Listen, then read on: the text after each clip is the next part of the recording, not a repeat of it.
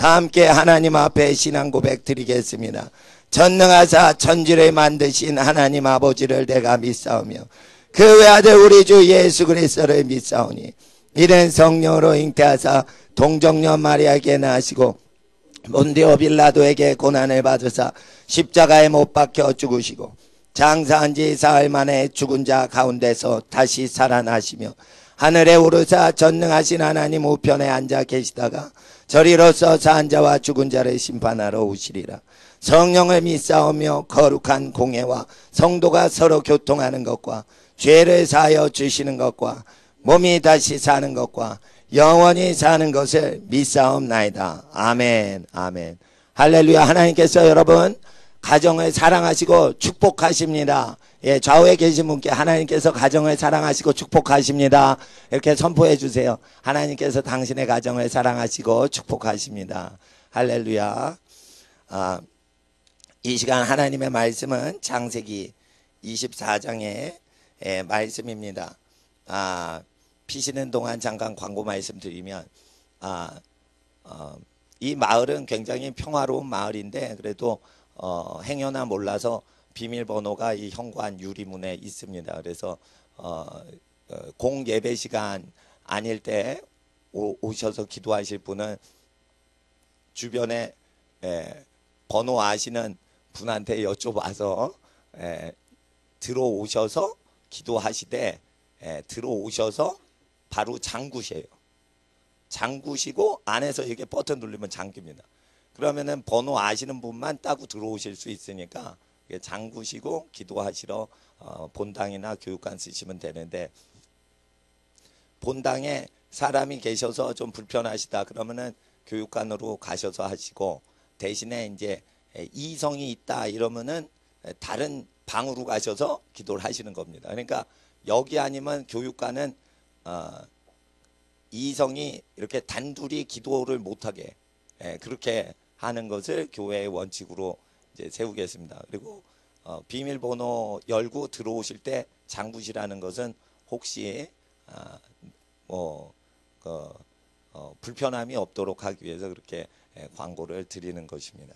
예, 기도를 항상 열심히 하시되 하나님께서 기도를 다 응답하십니다.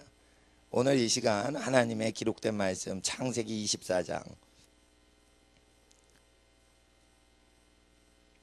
1, 2, 3, 4절 1, 2, 3, 4절 함께 받들어 읽겠습니다. 아브라함이 나이 많아 늙었고 여호와께서 그의 범사에 복을 주셨더라. 아브라함이 자기 집 모든 소유를 맡은 늙은 종에게 이르되 청컨대 내 손을 내 환도뼈 밑에 넣으라. 내가 너로 하늘의 하나님 땅의 하나님이신 여호와를 가리켜 맹세하게 하노니 너는 나의 거하는 이 지방 가나안 족속의 딸 중에서 내 아내를 위하여 아내를 택하지 말고 내 아들을 위하여 아들을 택하지 말고 4절 내 고향 내 족속에게로 가서 내 아들 이삭을 위하여 아내를 택하라. 아멘.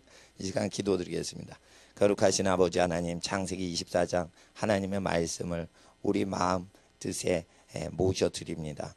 믿음의 조상 아브라함이 후손을 위해 어떻게 복을 받은 이후에 집안을 치리한 것을 우리로 본문을 알게 하시고 성령 하나님 이 말씀 그대로 성취하시는 하나님의 뜻이 잠언서 말씀 그대로 되게 하시고 복음서에 율법과 선지서에 기록된 것 하나도 패하지 않고 다 이루겠다 말씀하신 예수님의 말씀 의지하여 오늘 창세기 말씀 읽었습니다.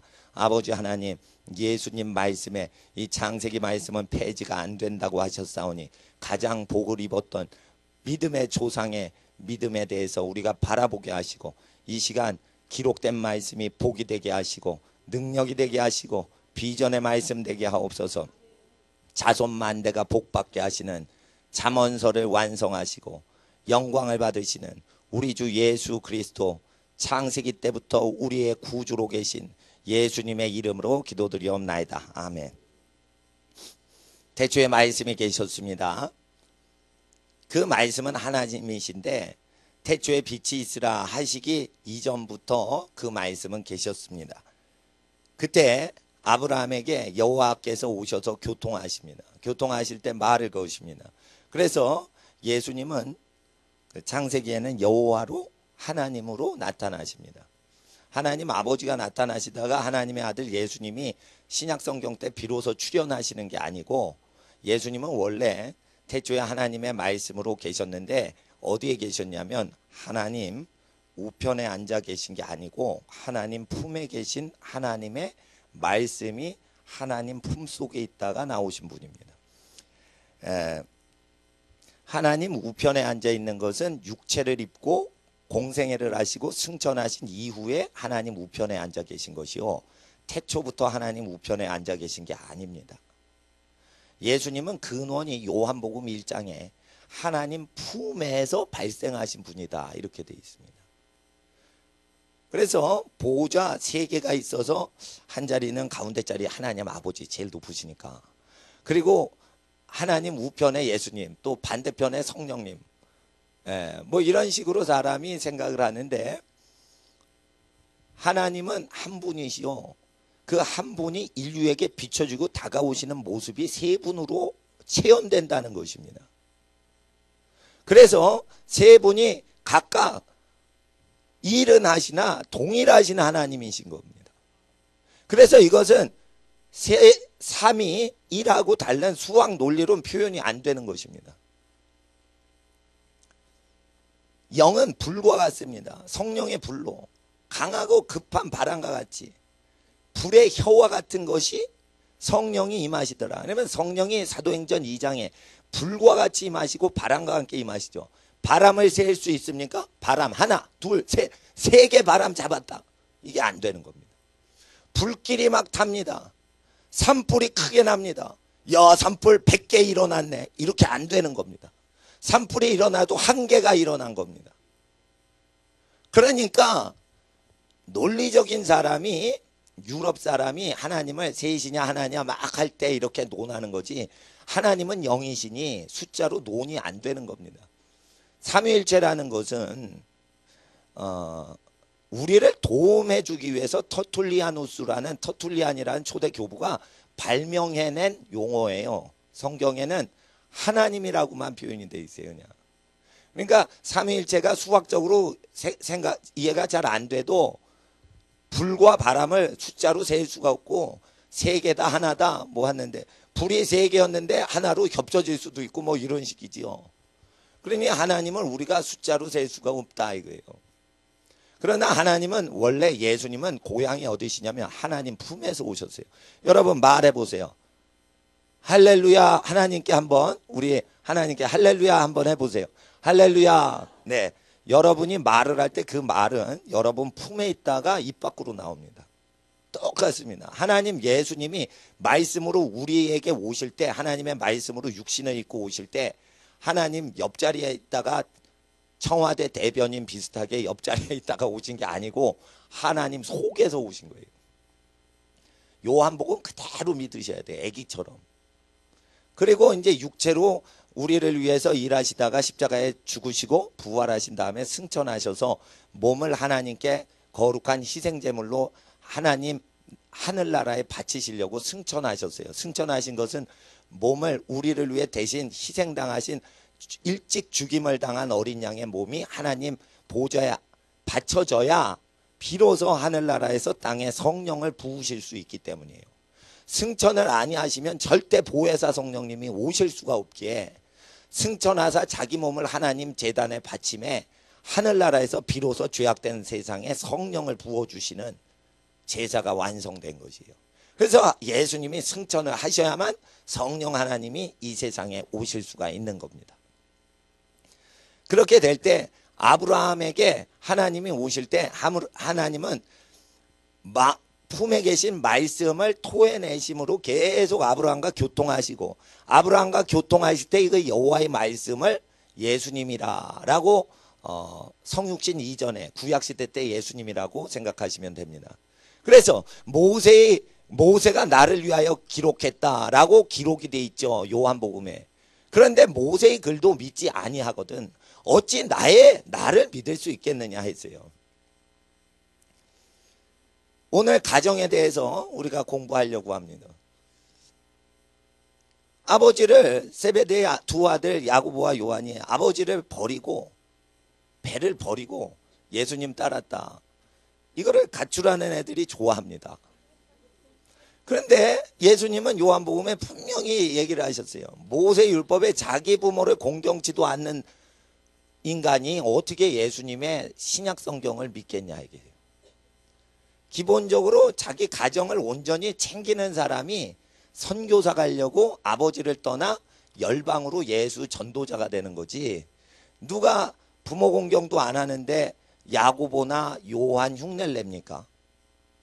그러니까 예수님 말씀대로 그 복음서에 제자 부르실 때도 모세의 율법에 근거해서 합격된 사람만 부르신 거예요. 그래서 우리가 제일 중요한 것은 열방을 구원하는 선교 사역하는 게 중요한 게 아니고 하나님 앞에서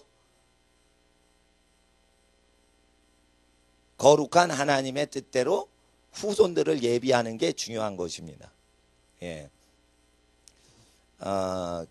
후손을 예비하는 것 그리고 결혼을 예비하는 것은 교회 출석하려고 교회를 선정하는 거와 다른 또 다른 굉장히 중요한 일인데 결혼에 대해서 왜 24장이라는 이 많은 페이지를 하나님은 왜 결혼하는 이삭을 장가 보내는 아브라함의 일로 이렇게 많이 기록을 했을까요?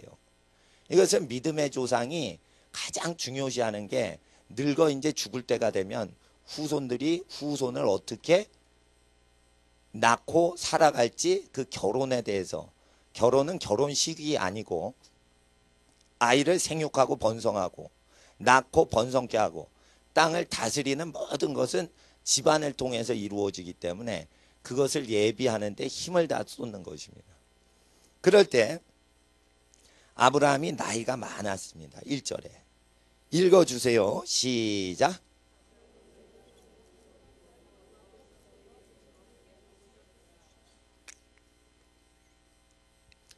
(75세) 젊을 때에 고향을 떠나서 이제 100몇십 세가 돼서 늙었습니다. 75세 때 이제 인생 시작한다고 생각을 하시면 돼요. 예. 근데 이제 75세는 이제 아브라함은 젊을 때입니다. 170세 이상까지 살았기 때문에 그 이후부터 100년을 더 산 거죠. 그래서 초반부 70년 인생은 언급을 안 하죠. 믿음의 조상의 75세 이전의 인생을 언급 안 하는 것은 하나님께서는 끝이 중요하다고 얘기하고 싶으신 겁니다. 죽기 전에 어떻게 살았는지를 하나님은 우리의 인생을 평가하신다는 것입니다.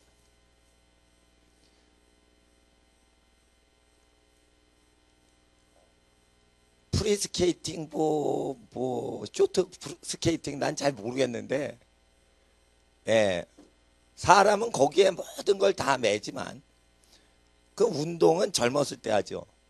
근데 하나님께서는 젊은 선수 시절에 평가하는 것보다 모든 인생을 늙었을 때 평가하신다라는 뜻이 있는 겁니다. 젊었을 때 철이 없어서 살았어도 나이 들어서 얼만큼 삶을 하나님 보시기에 아름답게 살았냐 그것으로 평가하시는데 나이가 들면 이 세상 모든 정욕이 없어지고 세상 부귀영화에 대한 것도 헛되다는 걸 느끼고 재물 욕심도 없어집니다. 음란한 정욕도 사라집니다. 그래서 젊은 시절에 인간은 모두 다 아담의 후손이라 죄를 지을 수밖에 없어라고 했는데 분명히 아담의 후손인데 젊은 층에서 인간은 절대적으로 벗어날 수 없다는 죄를 다 벗어난 단계에 살아갑니다.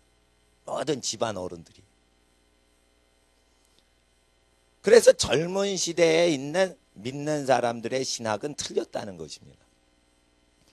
원초적으로 죄성이 있는 아담의 후손일지라도 늙으면은 성경에 기록한 모든 죄를 지적하는 걸 하나도 어기지 않고 살아갑니다. 잘 보십시오. 늙었는데 이거를 어기지 않고 살아가지 못하면 무엇인가 잘못된 교육과 상황 가운데 사는 겁니다. 하나님 앞에 모든 세상 헛된 것이나 육체의 소욕도 다 없어지고 헛되다는 걸 알게 됩니다. 그리고 잘못 살아왔던 게 전부 육의 소욕대로 살아와서 자기 인생이 비틀어져 왔던 것을 다 추억을 해서 젊었을 때는 죄를 지었으나 나이가 많이 드신 분들은 옳은 소리를 하십니다. 그래서 백발 앞에서 젊은이들은 허리를 숙이고 복종하라는 것입니다.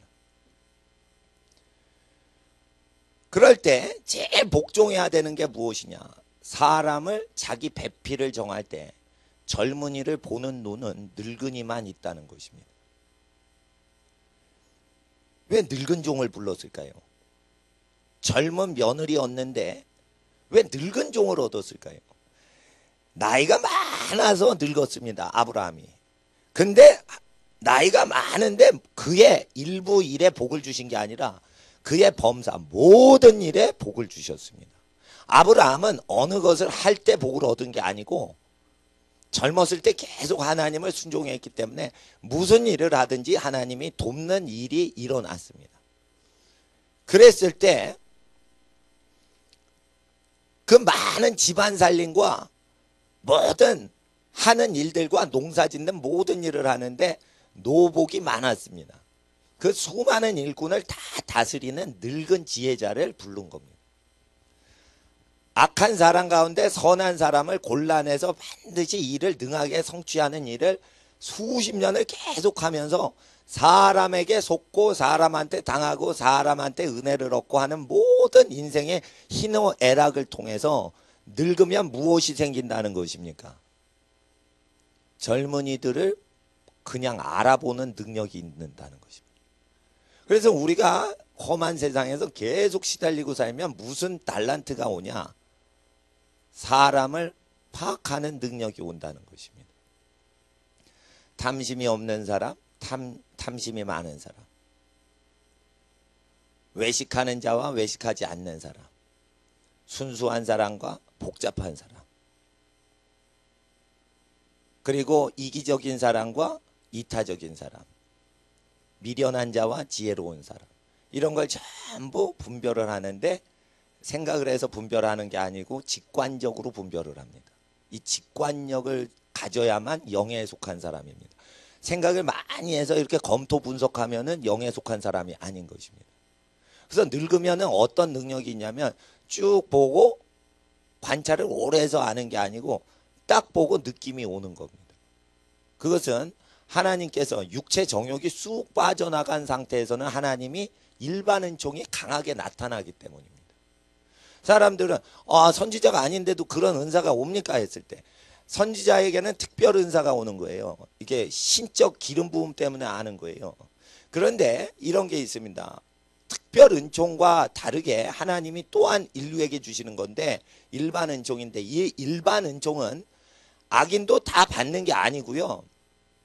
믿음이 있건 없건 육체의 죄성에 빠지면 나타나는 현상을 일반 은총이라고 하기 때문에 사람을 분별하고 자기 자손을 위해 귀한 며느리감이나 손주 며느리감 이렇게 얻거나 사위감, 손주 사위감 얻거나 이럴 때 이 사람 자체를 보는 능력은 특별 계시의 선지자의 영을 받아야 되는 게 아니고 세상에 살아가면서 육적인 소욕과 안목의 정욕과 이생의 자랑을 다 허탈하게 여기고 다 버린 상태에서 나타난다는 것입니다.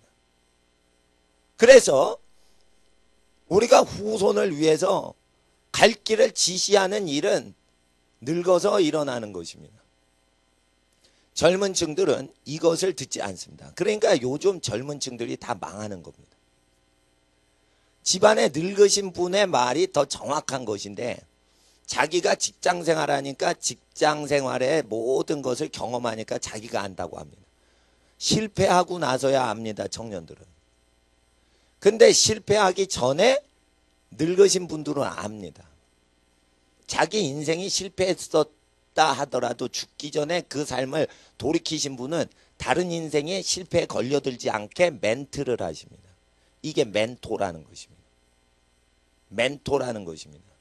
그래서 세상 정욕과 탐욕이 다 빠진 상태에서 후손들이 그저 잘 되기만을 원하시는 하나님 창조주의 뜻, 그것을 완전히 받으신 육체를 가지신 분이 하나님의 일반 은총의 통로가 되시는데, 이것을 모든 집안 어른들이 실천을 하시게끔 이 성경은 선포하고 있습니다. 가장 유명한 결혼 혼사가 치러지는 이 장에는 목사님이 등장을 안 하신다는 겁니다. 많은 사람을 그 집을 위해서 헌신했던 충성된, 정직한, 착하고 충성된 사람인데 늙었어요. 이 늙은 사람이 몸을 못 움직이는 더 늙은 아브라함을 위해서 멀리 주인의 며느리를 구하려고 여행을 갑니다. 아주 늙은 아브라함은 몸을 못 움직입니다. 그래서 자기의 몸과 같이 부리고 자기의 뜻과 완전히 일치가 되는 한마음 되는 종을 보내는 것입니다. 왜 이걸 보냈을까요? 아들 이삭을 보내는 것보다 더 정확하게 사람을 보기 때문입니다. 그래서 우리의 인생은 인생의 후반부를 위해서 이 땅의 모든 허무한 세상의 이생의 자랑을 다 버려야 됩니다. 그래야 후손을 위해서 예지력인 선견자의 눈을 가질 수 있고 선지자의 귀를 가질 수 있게 됩니다. 하나님 앞에서 다른 사람한테는 선지자 역할 안 하셔도 괜찮습니다. 후손, 집안 후손을 향해서는 선지자 역할을 반드시 하셔야 됩니다.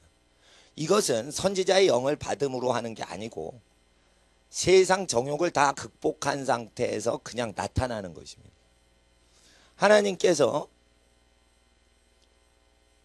산부인과에서 애를 낳게 안 하십니다. 부모님에게서 태어나게 합니다. 사람들은 병원에서 태어났다 그럽니다. 병원에서 태어난 인간은 없습니다. 부모님에게서 태어난 것입니다. 그러면 하나님께서 창조자의 역할을 부모 몸을 통해서 역사하셨죠. 그럼 멘토하거나 가이더하는, 인도하는 역할도 부모에게 내리신다는 것입니다.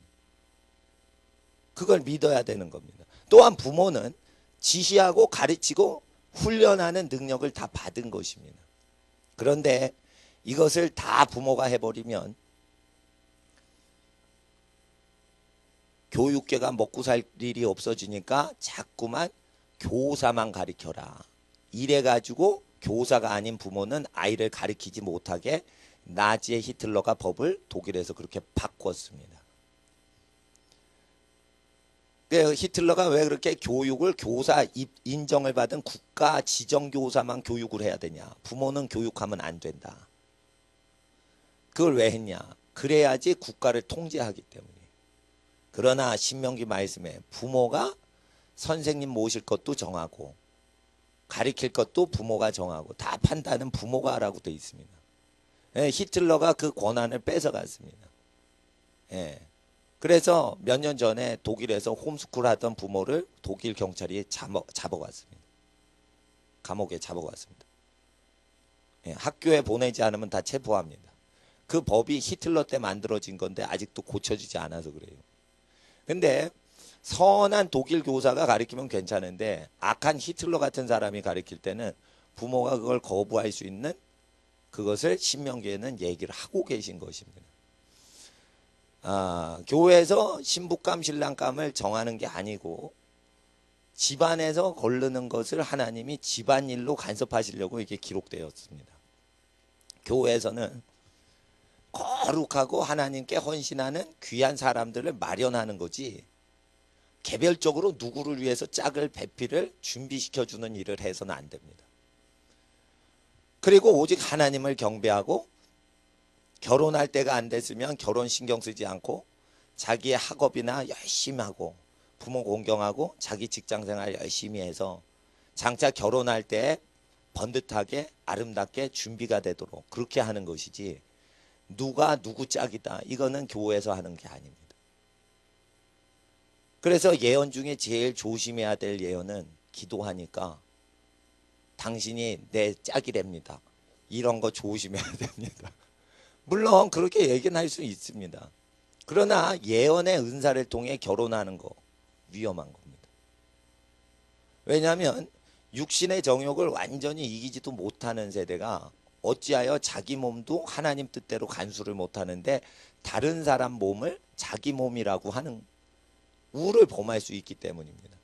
그래서 육신의 정욕을 통제를 못하는 청년들은 결혼에 대한 꿈과 계시를 받을지라도 그것을 육적 차원에서 완전히 외부로부터 컨펌을 받아야만 되는 것이지 절대 자기 주관적으로 사랑한다고 하나님이 지어준 짝이 아닙니다.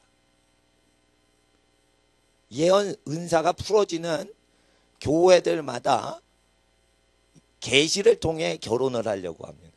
그 잘못된 것입니다. 제가 옛날에 예언할 때는 이 숫자까지 맞췄습니다. 근데 하나님께서 특별하게 간혹가다 그렇게 하시는 거지 일반적인 룰을 폐하고 특별 계시를 통하여 성경을 폐지하지 않습니다. 하나님 앞에서 우리 주 예수님께서는 이 말씀으로 아브라함에게 오셨는데 내 고향 내 족속에게 가서 내 아들 이삭을 위하여 아내를 택하라. 그래서 믿음의 선조는 말하기를 자기 민족끼리 되도록이면 결혼시키라 이렇게 합니다. 국제 결혼은 하나님께서 특별히 인도해 주실 겁니다. 그러나 내 고향 내 족속에게 가서 그러니까 한국 사람은 한국 사람하고 결혼하는 게 원래 하나님의 뜻인 겁니다. 예. 물론 이제 한국 사람이 미국 가서 살 수도 있죠. 예. 그런데 미국에 있는 백인이나 흑인보다 한국 사람은 한국 사람하고 결혼하는 게 맞고 일본 사람은 일본 사람하고 결혼할 수 있습니다. 이걸 보통 그렇게 만드신 겁니다. 바벨탑 사건 이후에는 언어가 달라졌기 때문에 자기 같은 언어군과 결혼을 하는 것입니다. 그리할 때 이 아브라함의 종은 굉장히 수많은 사람을 분별했기 때문에 하나님의 인도하심을 받아 떠납니다. 5절에 종이 가로되 여자를 나를 쫓아 이 땅으로 오지 아니하거든 내가 주인의 아들을 주인의 나오신 땅으로 인도하여 돌아가리이까 했을 때 6절에 그러지 말라. 7절에 이 땅을 너의 자손 씨에게 주리라 하셨기 때문에 내 아들을 그 땅으로 데리고 가지 말고 아내를 이 땅으로 데리고 와라. 이렇게 얘기를 합니다. 그래서 하나님이 살아가면서 언약하신 것에 근거해서 후손을 예비하는 겁니다. 하나님이 그 집안을 향하신 언약들이 있습니다. 그것은 반드시 눈으로 보고 손으로 만질 수 있게 역사가 되는 것인데 그런 역사를 계속 체험하면 하나님이 미래가 어떻게 될 것이라는 믿음과 소망과 사랑을 부어주십니다. 그럼 그 하나님이 주신 지금까지 인도하셨던 그 말씀이 방해되지 않는 한도 내에서만 배필을 얻으셔야 된다는 것입니다.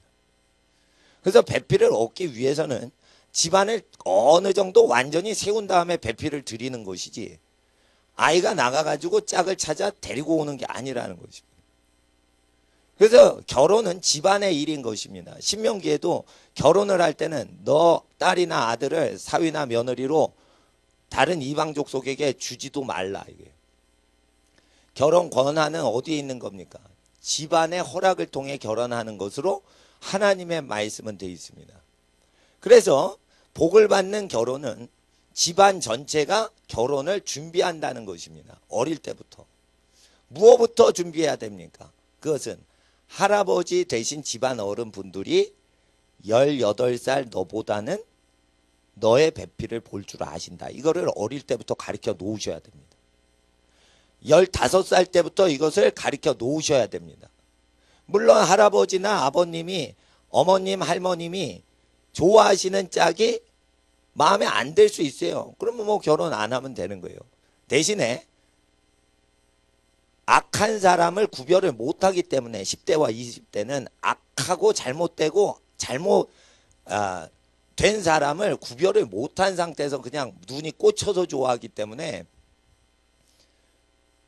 어릴 때부터 결혼 준비하는 것은 너는 눈을 정확히 육적인 것만 보고 외모만 보기 때문에 백발이 된 상태에서 사람을 투시하는 능력이 너 없다 이렇게 얘기를 해야 됩니다.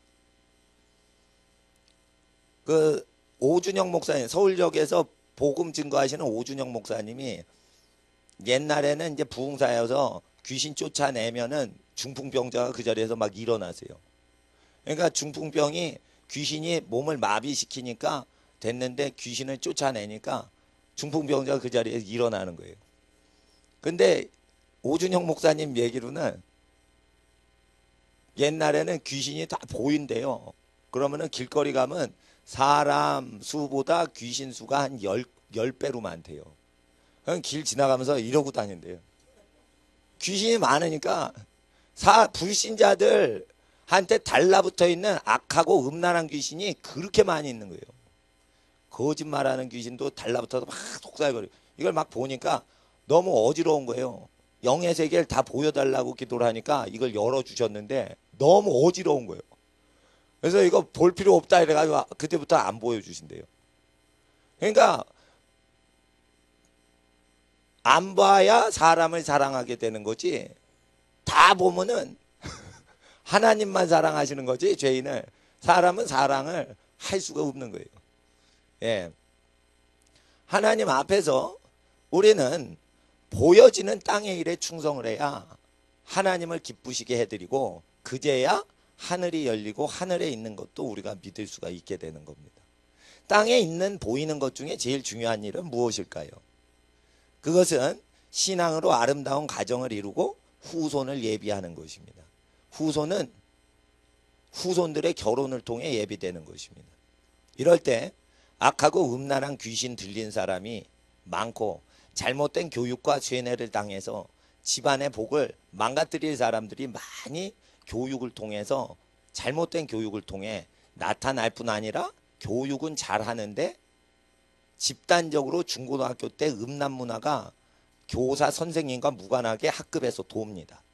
이렇게 될 때 아이들의 말을 듣고 부모 말을 거역을 하는 습관을 갖고 집으로 들어옵니다.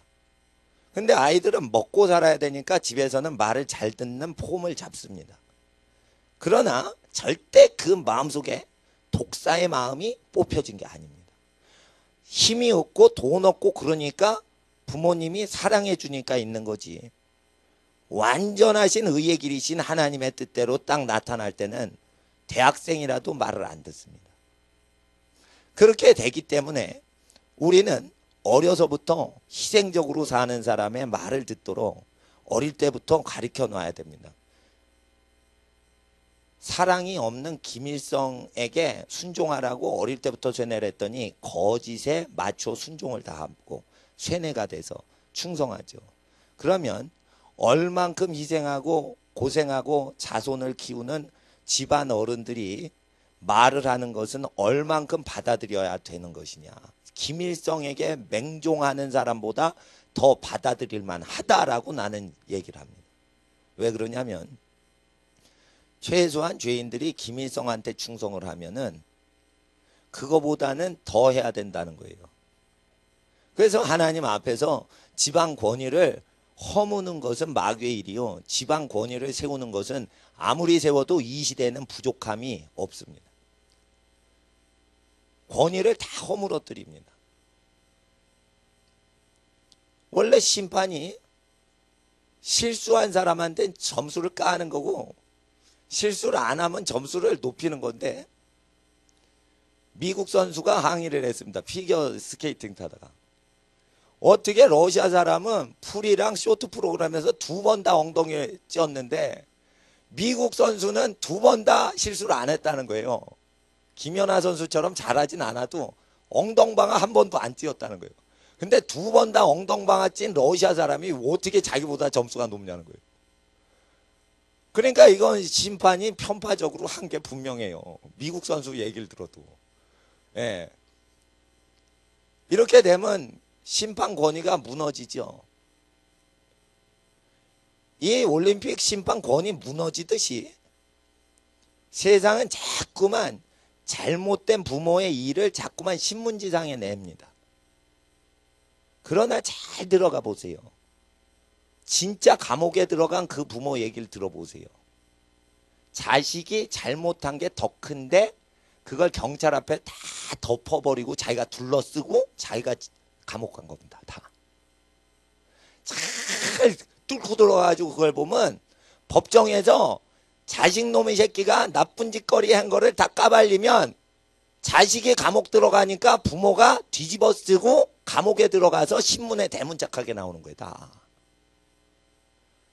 조선일보, 한겨레, 이 좌익, 우익, 신문 다 믿을 게 아니라는 거예요. 근데 신문 기자들은 그거 갖고 먹고 살아야 되니까 계속 부모를 깝니다. 부모가 있다고 부모가 있다. 있다고 부모가 있다. 그러니까 판사가 나타나서 판사가 다 결정해 줘야 된다. 이게 미친놈의 사회인 겁니다. 판사가 애들 신경도 안 씁니다.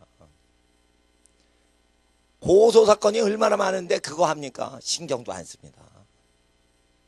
같이 살고 비비고 아기 때부터 그걸 키워봤던 사람이 최종 판결을 하는 겁니다. 그래서 모세율법에는 부모가 죽여야 된다 이렇게 하면은 묻지 말고 죽이라고 명령이 됐는 게 정의라는 거예요. 자 보세요. 조직폭력배범이 모든 집안에서 나온다고 생각을 해봐요. 그러면 판사가 그걸 처리해서 이미 잡으려고 하면 틀린 겁니다. 집안부터 잡으라는 거예요. 집안 그래서 어른이 재판관 하라는 거예요. 자기 새끼에 대해서는 자기가 재판관이라는 거예요. 그래서 저는 경찰 아저씨 만나면 그럽니다. 부모 말이 맞으니까 부모 말대로 그걸 하셔야지 자식이 말한 대로 하면 안 된다. 왜냐하면 악인도 자식에게 좋은 걸 줄 알거든. 우리는 예수님을 믿습니다. 그러면은 감옥에 들어가는 부모도 자기 자식한테는 해를 끼치지 않는다는 예수님 말씀을 믿어야 되는 겁니다. 우리가 예수님 믿으면 우리가 사회법정 규례가 어긋나는 것을 볼 수 있습니다. 이것은 가정이 잘못되기 때문에 사회가 망가져지는 것이요. 부모가 덤태기를 쓰는 것입니다. 자식들이 하도 나쁜 짓을 하니까. 그럴 때 일진회를 계속 사건 담당했던 형사분이 책을 냈습니다. 일진회를 계속 수사하고 조직 깡패들을 계속 잡아서 소년원 보내고 상담하고 체포하고 석방하고 이거를 몇십 년 동안 했던 수사관이 드디어 유명해져서 책을 썼습니다. 가정이 온전하지 않으면 이건 해결이 안 된다고 결론을 냅니다. 거기. 그런데 가정이 온전해지려면 저는 폐쇄 프로그램을 만들어야 됩니다. 집안을 클로즈 멤버십 제도를 해야 됩니다. 아무나 막 골프 치면은 골프장이 훼손되니까 뭐 멤버십으로 몇 사람만 와서 딱 멋있게 골프만 치고 그대로 관리 쉽게 하려고 그러죠. 관리가 쉬우려면은 집안 자체에 이 멤버십이 있어야 됩니다. 그러면은 성경대로 이 멤버십을 강조하려면 결혼하기 전에 집안 눈이 자기 눈보다 좋다는 걸 반드시 청년들은 믿으셔야 됩니다. 그러지 않으면 외모에 다 속습니다. 이생의 자랑에 속습니다. 안목의 정욕에 속습니다. 육체의 정욕에 속습니다. 여기 보면은 왜 이상한 짓을 합니다. 이 종이 10절에. 이의 종이 그 주인의 약대에 10피를 취하고 10마리 낙타를 취하고 곧 그 주인의 모든 좋은 것을 가지고 떠나 메소포타미아로 가서 나홀의 성에 이르러 11절과 12절을 읽어주세요. 시작.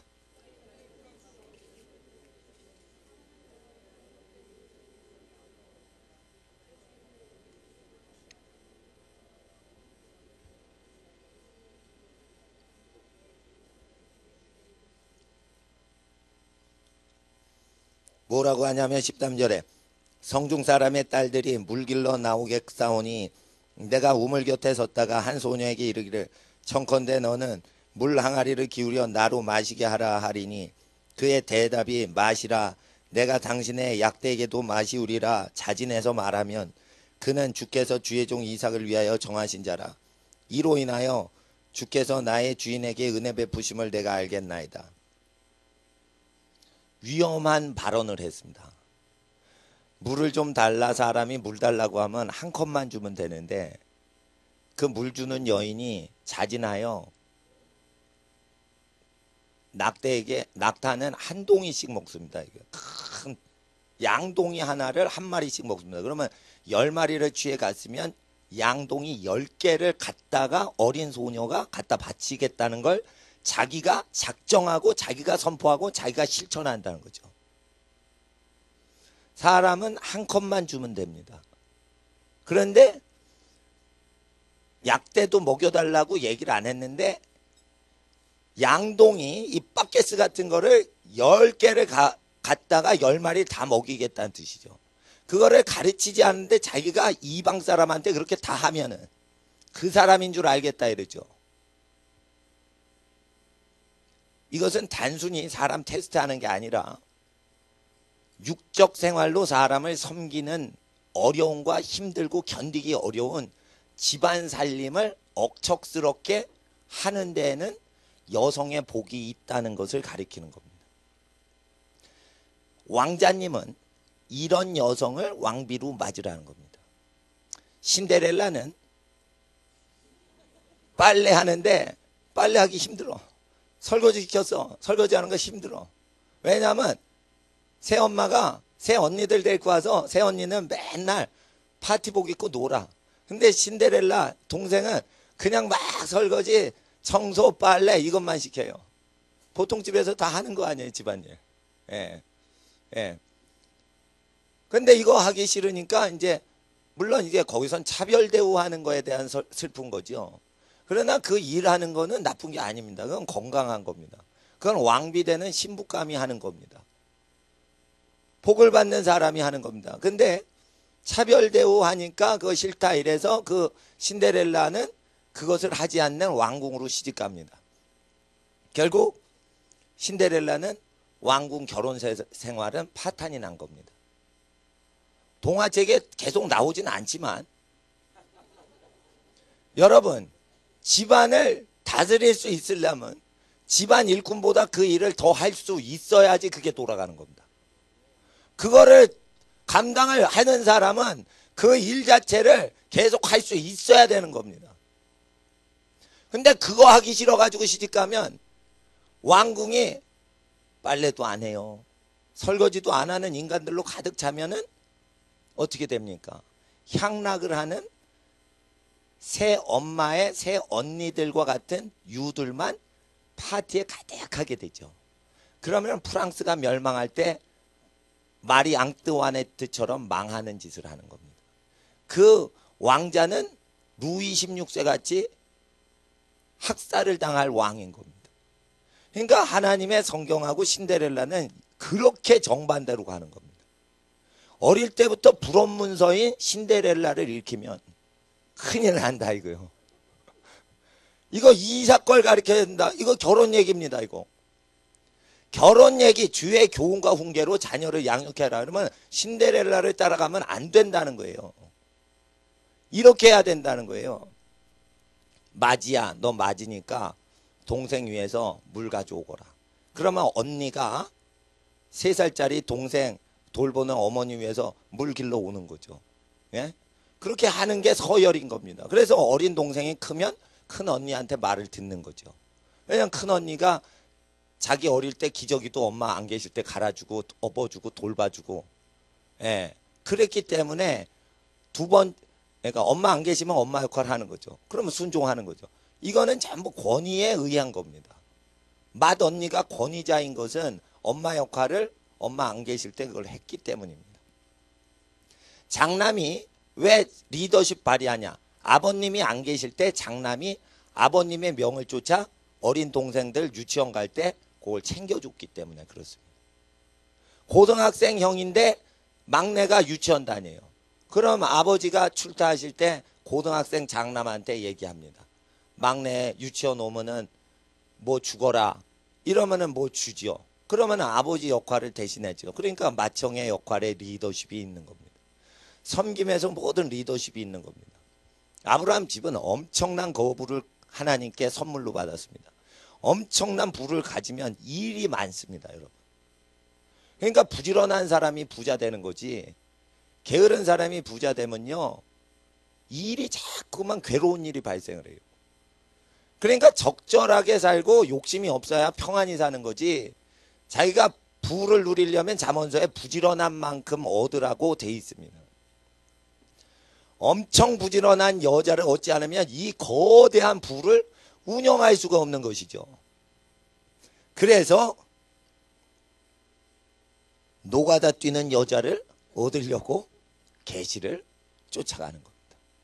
근데 이게 인류 역사상 모든 사람에게 가르치는 말씀이니 사람을 다스리는 여자는 집안일에 누가 시켜서 하는 게 아니라 자기가 정하고 선포하고 저질러 버리는 집안일의 모든 계획부터 실행까지 통째적으로 다 한 손에 줍니다. 여기서 늙은 나그네가 물을 내 낙타들한테 달라고 할 때 그걸 수동적으로 하는 게 아니고 적극적으로 자기가 아이디어 발휘해서 그걸 계속 처리하는데 육체를 동원해서 처리할 정도로 머리와 몸이 같이 가는 것까지 얘기를 하는 겁니다. 집안 식구들이 잘 되게 하는 데 있어서 이것을 실행하는 여인은 청년 남자의 눈에는 안 비칩니다. 젊은 남자는 이런 여자를 절대 못 고릅니다. 눈 요깃거리 되는 여자만 좋아합니다. 그리고 젊은 여자들도 이런 걸 안 합니다. 눈 요깃거리가 되기 위해서 배꼽티를 입고 다닙니다. 이런 식으로 젊은 청년들은 그런 식으로 살지 절대 이 말씀을 쫓아가는 여자도 없고 이런 여자를 좋아하는 남자도 없는 겁니다. 이렇게 되면 복을 받을 수가 없는 남자와 여자들이니 가난을 주시는 겁니다. 그래서 요즘 청년들은 그래서 백수가 되게 하는 겁니다. 이게 하나님의 뜻인 겁니다. 가난하면요 음란 짓을 어느 정도밖에 못해요. 그래서 지금 다 청년들은 가난하게 하나님이 역사하셔야만 되는 겁니다. 지금 20대 30대가 왜 가난해야졌냐, 음란한 문화로 10대 청소년기와 20대 학생 시절을 다 거쳤기 때문에 20, 30대의 가난을 체험을 해야만 더 더럽게 살지 않기 때문에 지금 가난해져야 됩니다. 청년 시대는 다. 청년들이 교만하죠. 그러니까 가난해야 되는 겁니다. 결혼할 때 자기가 다 정하죠. 그러니까 가난해 봐야 되는 겁니다. 가난하면 어떻게 됩니까? 일을 해야 됩니다. 일하지 않으면 먹고 살 수 없게 되죠. 그래서 게으른 사람이 없도록 역사하시는 겁니다. 이 시대는 청년들에게 큰 가난이 불어오고 있습니다. 하나님 앞에서 북한 사람들이 부지런했습니다. 6.25 나기 전에 일제 때. 북한 사람들이 예수님 잘 믿었습니다. 6.25 전쟁이 나니까 월남을 했습니다. 이북 사람들이 내려왔습니다. 동대문에 장사를 하는데 동대문 상권을 북한 사람이 그때 다 장악했습니다. 지금은 그렇게 뭐 바뀌었지만 6.25 직후 50년대 동대문 상권은 북한 사람이 다 장악하고 우리나라 교회 공사하고 벽돌이고 뭐 하는 거 북한 사람이 북한에서 교회 봉사하다 내려와서 다 한 겁니다. 그렇게 부지런하다 이거예요. 부지런하니까 동대문 상권 그냥 다 지워버렸습니다. 근데 요즘은 그렇게 부지런함에서 일을 하지 않습니다. 근데 이 몸에 신비한 능력이 있습니다. 몸에는 계속 일을 하면 돈을 버는 능력을 초자연적으로 아는 계시가 임합니다. 몸을 계속 움직이면은 어떻게 이 기업을 움직여 나가야 될지에 대한 계시를 여호와께서 직접 내려주시기 때문입니다. 이것은 잠언의 말씀에 대한 약속을 지키시는 것이라 하나님의 뜻이 나타나는 것입니다. 집안일을 부지런히 하는 여인에게는 집안의 부가 줄어들지 않게 하는 어떤 계시의 현상이 내리는 것입니다. 그래서 몸이 건강해야 되는 이유는 몸이 일을 해야 되기 때문에 건강해야 됩니다. 일을 해야만 계시가 내리는 것입니다. 복음 전도 안 하는 설교자에게 계시를 주시지 않습니다. 기도하지 않으면 계시를 주시지 않습니다. 계시 주시면은 설교할게요. 그러면 안 됩니다. 기도하고 복음을 증거해야 됩니까? 증거해야 됩니다. 근데 이게 복음 증거하는 자들에게 하나님이 테스트하신 게 있습니다. 돈이 들어올 때만 설교를 하는지 돈이 들어오고 안 들어오고 상관없이 똑같이 항상 하는지 그걸 보시는 겁니다. 그래서 가난한 자에게 복음을 증거하는 태도를 통해서 계시를 주실 대상인지 계시를 주면 안 되는 대상인지 딱 결정을 하신다 이겁니다. 그렇기 때문에 하나님의 일꾼들도 생활과 무관하게 계속 값없이 복음을 증거하려는 태도를 견지했는지 그것으로 하나님은 일용할 양식인 말씀을 주시는데 여러분 육적인 양식도 마찬가지입니다. 우리가 계속 몸을 움직이면 육을 섬길 양식과 재정이 들어오는 것입니다.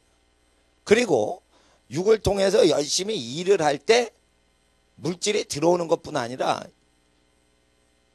육체적으로 일을 할 때 육신의 죄악에 탐욕과 정욕이 죽어버린다는 것입니다. 열심히 일을 하는 마을은 음란 문화가 없습니다.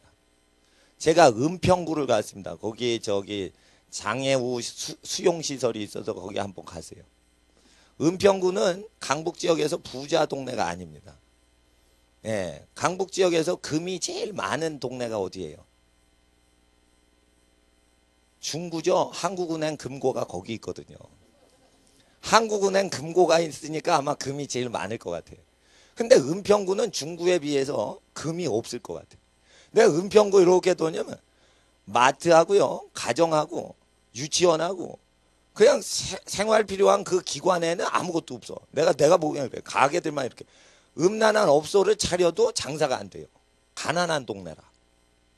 술집을 차려도 그 장사가 안 됩니다. 이렇게 생활을 열심히 하는 데에는 가난한 사람들은 육을 많이 움직여서 음란 업소가 서질 않아요. 가난한 동네는. 몸을 굴리지 않으면서 일확천금이 막 들어오는 강남구 같은 데는 룸사롱들 음란시설이 많습니다. 모세의 율법에 의하면 가난한 동네에 의해서 그 도시가 살아가는 것이요. 부자 동네는 얻어먹고 사는 겁니다. 사실은 그런 겁니다. 사실은 그런 겁니다. 은행 때문에 사는 게 아니고 일해서 자기 것을 세금으로 바치고 뭐하고 다 일하는 사람이 사실은 이 나라를 먹여 살리는 것이요. 재벌이 먹여 살리는 거 아닙니다. 예, 재벌이 먹여 살리는 거 아닙니다. 그리고 어린이는 부모님이 먹여 살리는 거지 사회가 먹여 살리는 거 아닙니다. 그래서 철저하게 모든 경제권은 가정에 집중될 때 그때 비로소 그 땅에 복이 임하고 가정의 경제권이 박탈되면 그때 국가를 멸망시키십니다. 우리는 하나님의 말씀을 그대로 믿을 때 몸을 거룩히 사용하는 것이 얼마나 거룩한 집안을 예비하는 건지 알게 됩니다. 부지런하게 일을 계속하는 집안, 그리고 가정일을 소중히 여기는 집안은 그런 사람이 들어옵니다. 그런데 가정일을 소중히 하지 않는 사람은 가정일을 돌보지 않는 사람들이 시집 오거나 장가듭니다. 이렇게 되면 다른 부류가 오기 때문에 복을 받을 수가 없는 것입니다. 하나님 앞에서 리브가는 말을 15절에 읽어주세요. 말을 마치지 못하여서 리브가가 물 항아리를 어깨에 메고 등장을 합니다. 16절에 그 소녀는 보기에 심히 아름답고 지금까지 남자가 가까이 하지 아니한 처녀더라. 이게 있습니다. 남자나 여자를 가까이 하면 성호르몬이 오픈이 돼서 지나가면은 매력을 발산합니다. 근데 순결을 갖고 있는 학생들은 성호르몬이 이렇게 봉해져 있어 가지고요. 지나가도요. 남학생이 거들떠도 안 봐요. 그 처녀입니다. 여학생이 거들떠도 보질 않아요. 그 총각인 거예요. 인기가 없다. 그러면 거룩한 거고. 인기가 많다. 그러면 너무 잘났든지 아니면 누구하고 연애를 해봤던 사람이어야 끌림이 있는 거예요. 대학생들 보세요. 연애를 한번 하면 여자친구 없이는 못 살죠. 뽀뽀하고 막 다니고 팔짱 끼고 끌어안고 다니고 이런 친구를 한 번만 사귀면 그 뒤부터 헤어져도 혼자 살지 못합니다. 계속 친구를 바꿔서라도 계속 있어야 됩니다. 왜 그러냐면 여성 호르몬에 중독이 돼서 그런 거예요. 이런 게 있는 겁니다. 그래서 복은 어떻게 오냐? 제가 말씀드립니다. 요즘 처녀 총각이 대학생 중에 없대요. 그런 소문이 막 도는 거라. 천연 기념물이래. 근데 이런 시대에 이런 설교하면 인기가 없는 설교자가 돼요. 재물의 복은요, 순결에서 오는 거예요. 집안이 부자가 되는 거는요, 성을 멀리하고 결혼 이외에는 성을 오픈하지 않는 집안에만 부가 몰려드는 거예요. 이게 잠언서와 신명기와 율법에 계속 얘기하는 재물복의 언급인 거예요. 그래서 순결교육은 왜 시키냐? 부자 되게 하려고 하는 거예요, 사실은. 순결은 왜 교육하냐? 결혼한 다음에 크게 복을 받게 청년을 복 주려고 그렇게 지금 어릴 때부터 교육하는 거예요. 근데 모세 율법에 주야로 묵상을 안 한 사람은 순결은 자기 남편이나 부인을 위해서 순결하라 이런 식으로만 가르칩니다. 남 위에 좋은 일 하라 이런 식으로 순결 교육시킵니다. 잘못된 겁니다. 자기를 위해서 순결을 지키는 겁니다. 유치원생, 중고등학교, 초등학생들이 교육받을 때는 자기를 위해서. 자, 부모를 공경하면 잘 산다라고 돼 있죠. 그래서 부모 공경은 누구 때문에 시키는 거예요? 자식들 잘 되라고 자식한테 부모 공경시키는 거예요. 부모님을 위한 게 아닙니다. 부모님을 위한 게 아닙니다. 잘 보세요. 부모님이 애들이 뭘 갖고 와요. 참 마음에 안 드는 물건만 갖고 옵니다. 그냥 항상 봐도. 그래서 부모님 중에 이런 분이 있어요. 야, 돈으로 갖고 와라. 네가 골라서 갖고 오는 물건 마음에 안 든다는 뜻이거든요. 그거. 그래서 돈으로 이렇게 갖다 바치면 그거 참 지혜롭다. 이렇게 얘기하시죠. 근데 왜 계속 그거 해야 됩니까? 갖다 바치고 공경하고 그러면 부모님 시달리잖아요. 피곤하잖아요. 마음에 안 드는데 또 음식 모신다 그래도 마음에 안 드는 음식 전가. 아, 부모님 드세요 이러는데 어린 애들 좋아하는 식당으로 모시고 갑니다. 그건 뭐냐면 자식들 먹이려는데 부모님도 끼라는 거지. 그렇잖아요. 돈가스 집에 갑니다. 이제 할머니 할아버지 모시고 돈가스 집 오늘 저희가 효도해야 됩니다. 돈가스 파르페 먹으시러 가실래요? 예, 팥빙수. 예, 노인네한테 그러죠. 그거 이제 손주 데리고 가려고 하는데 할머니 할아버지 낑겨 집어넣는 겁니다. 이럴 때 이제 마음에 안 들어요. 근데 겉으로 하나 속으로 하나 뭔가 부모에게 잘하면 누구에게 복이 되는 거예요. 예, 그 효도하는 자식이 잘 되라고 율법에는 명을 하셨기 때문에 그걸 가리키는 거죠. 그러니까 효도는 왜 가리키지 못합니까? 자기가 대접받으니까 싫어서 그런 거예요. 근데 그러지 않습니다. 자손들이 복 받게 하려면 너 집안 어른한테 잘하거라. 네가 복을 받아야 된다. 전능하신 하나님께서 복을 주시는 법에 대해서 우리는 딴 소리를 해선 복을 받을 수가 없다. 하나님 경외하시는 분은 이걸 정확히 얘기합니다. 근데 하나님을 경외 안 하고 자기 자신을 위해 하나님 말씀을 보는 사람들은 노인이 되셔도 이 말씀을 전하지 못합니다. 내가 왜 아쉬운 소리 하냐? 내가 내 돈으로 뭐 먹을래? 이러죠. 그건 뭐냐면 여호와의 말씀에 경외하는 게 없이 여호와의 말씀이 노인한테 도움을 주니까 이걸 전파 안 하는 겁니다. 그러나 후손들은 이 말씀을 받아야지 복을 받는 것입니다. 결혼 전에 이성교제를 많이 안 한 사람은 재물복을 많이 받을 사람인 겁니다. 남녀 관계를 갖지 않고 아주 이성교제를 모르는 상태에서 처음 결혼하는데 상대방 배필이 남자친구나 여자친구를 많이 사귀어봤다. 그러면은 어떤 태도야 되냐? 아, 이 사람은 가난한 사람이다. 이렇게 보시면 됩니다. 가난하니까 내가 부한 사람이니까 나랑 결혼해서 복을 받겠구나. 이렇게 해서 청년들은 결혼하셔도 됩니다. 그게 정확한 겁니다. 남자친구, 여자친구 많이 사귀다가 결혼한 사람은 지질이 궁상도입니다. 잘 보세요. 지질이 궁상도입니다. 어떤 못난 신부가 있다는 얘기를 합니다. 아, 나는 결혼 전에 이성교제 못했는데 남편은 결혼 전에 여러 명 사귀었어. 아이고 억울해. 억울하답니다. 그게 아닙니다. 남편을 불쌍히 봐야 되는 거예요. 불쌍히 봐야 되는 거예요. 이성교제를 많이 했다. 그게 탕자인 거예요. 불쌍한 거예요. 그 마음 상처도 많이 있어요. 헤어질 거면 무조건 상처를 받게 되어 있습니다. 교제하다 헤어지면 상처를 받아서 반드시 귀하게 사람을 대하는 게 아니고 조심하면서 대합니다. 예, 그렇게 대합니다. 들고양이 대해보세요. 집고양이랑 달라요. 사람에 대해서 막 싸납게 굴죠.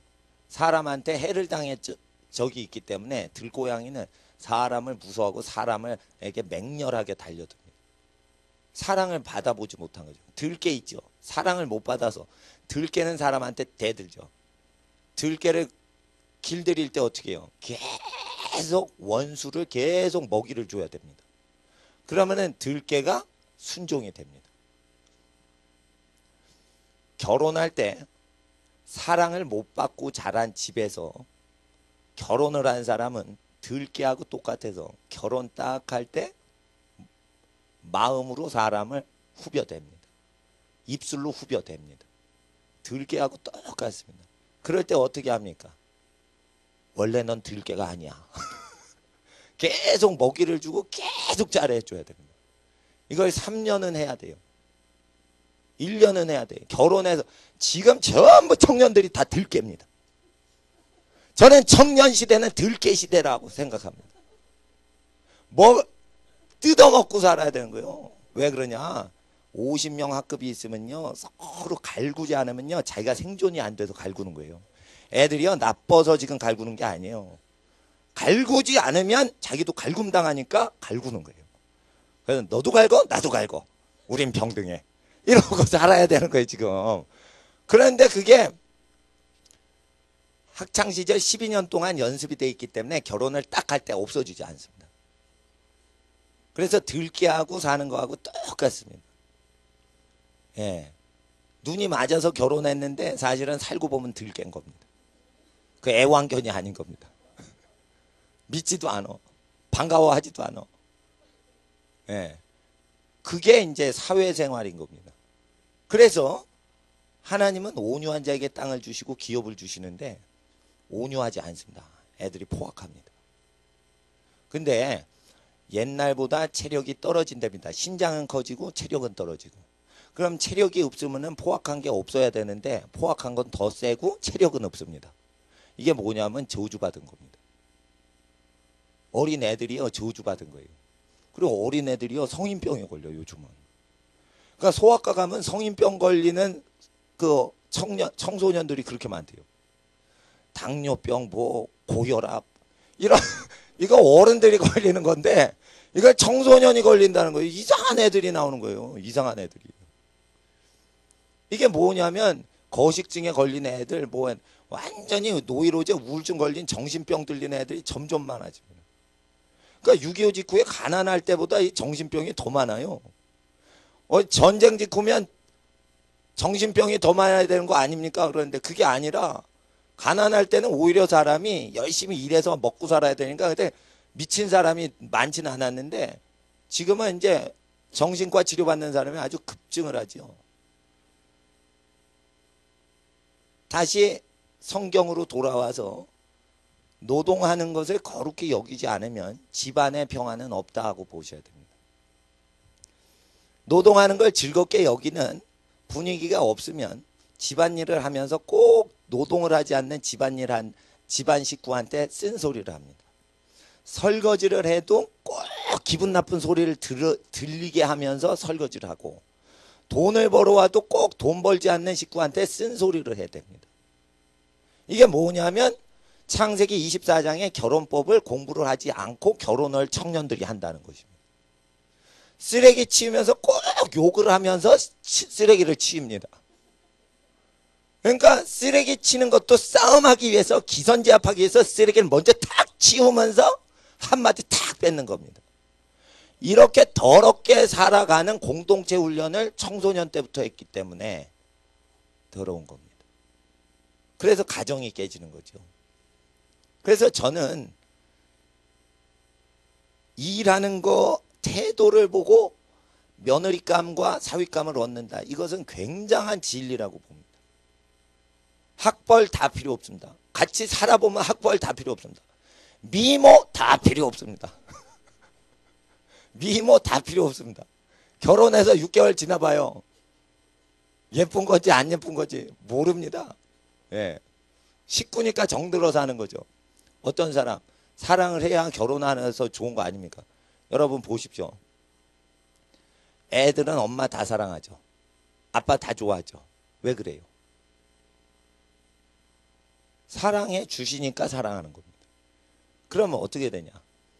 사람은 어떤 사람보다 자기를 희생적으로 좋아해 주는 사람에게 모든 인생을 다 바치게끔 제작이 되어 있기 때문에 누군가를 사랑해서 결혼을 해야 행복한 게 아니고 하나님의 형상인 희생적인 성품과 생활을 가진 사람만 만나서 행복하게 되어 있다는 겁니다. 결혼은 누군가 주관적으로 한눈에 반해서 결혼할 때 행복한 게 아니고 결혼은 살아가면서 인간의 의무를 다할 수 있는 인간과 만나야만 행복하다는 것입니다. 그래서 계시를 받아 이름을 가르쳐 주시는 하나님이 아니고 여기에 응답을 하시는 하나님입니다. 집안일을 많이 해봤던 늙은 종이 이것을 정하는 것입니다. 우리는 이것을 가르쳐야 됩니다. 그럴 때 원수의 대적의 문을 취하는 리브가의 복이 나타나게 되는 것입니다. 하나님 말씀 잠깐 보세요. 사사기 마지막 장 보세요.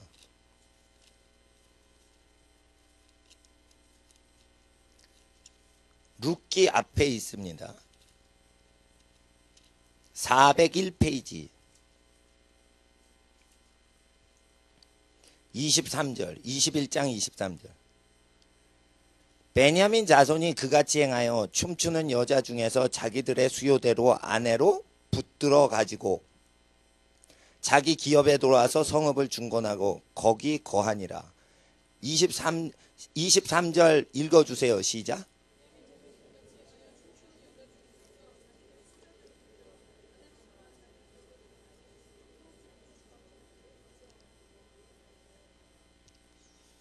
남자들이 댄스 파티 하는 데 가서 여자를 고르는 겁니다. 불신자들은 나이트클럽 가서 춤추는 파트너 중에 고릅니다. 직장인끼리 나이트클럽 가가지고 춤추다가 거기서 고릅니다. 그런데 이것이 교회 다니면 금지가 돼 있기 때문에 어떻게 하냐면 교회에서 이제 레크레이션을 해가지고 막 장기자랑할 때 누가 노래 잘하나 누가 잘하나 뭐 이런 식으로 해가지고 튀는 자매나 형제를 먼저 채갑니다. 다 그렇게 결혼합니다. 튀는 자매나 형제를 먼저 채갑니다.